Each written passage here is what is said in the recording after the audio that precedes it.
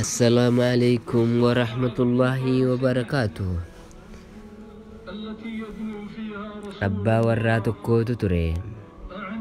Ilmaan isaatii fi haadha warraa isaa obboleeyyan isaatii wajjin manatti osoo salaachisaa jiru, salaata dhumaa irratti rakaa dhumaa eega gadi bu'ee booda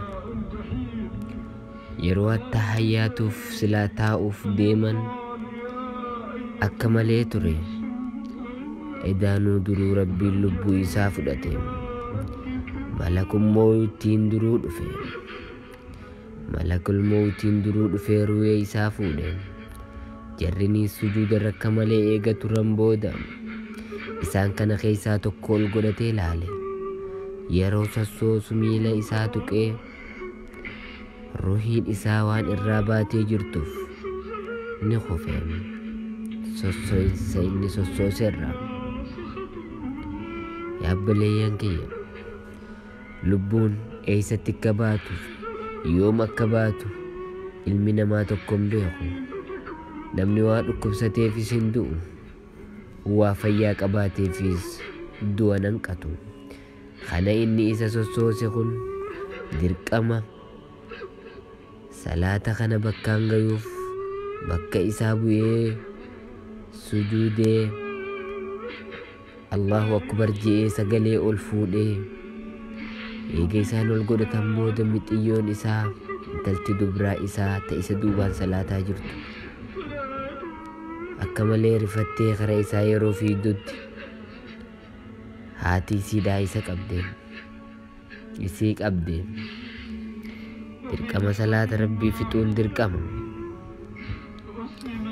Garaan isaanii osoo isaan booyuu rifatanii imimmaan lolaasaa salaata Rabbii isaanii itti fufan. Jiruun addunyaa silaahuu hin guutamtu. Namati akkaan jaalattu hunda si biraa fuuti. Duuti taraa taraadha. Lubbuun hundi du'a ni dhandhamti. Lubbuun Rabbiin uume hundinuu ta du'a ooltu takka waan jirtu. Haati manaa isaa salaatuma keessaa booche. Garaan isii dadhabe. Salaama ta'ee gabaafatan boodaas kara isaa oriyan amanuu dadhaban. Maal godhangaa? Osuma atin feene si biraa deema namni silaa akka keetiitiin silaa akka keenyaatiin. Lubbuun hundinuu namni nuti jaalannu hundi akka nu bira turuuf barbaanna. Garuu Rabbiin lubbuun namaa takka akka nafne nu hime. Kanaaf yaa obboleeyyan kiyya, hanga jirru khayrii yaadalaynu sadaqachuu, salaatuu, soomanuu, zakkaa kannachuudha.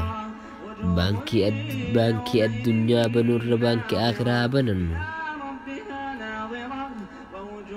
Yaa Rabbi karaa khayrii nu laaffisi. Yaa Rabbi toltuu nu daleeysisi. Yaa Rabbi badiirraa nu fageeysi. ربنا تقبل منا إنك أنت السميع العليم وتب علينا إنك أنت التواب الرحيم. ربنا آتنا في الدنيا حسنة وفي الآخرة حسنة وقنا عذاب النار.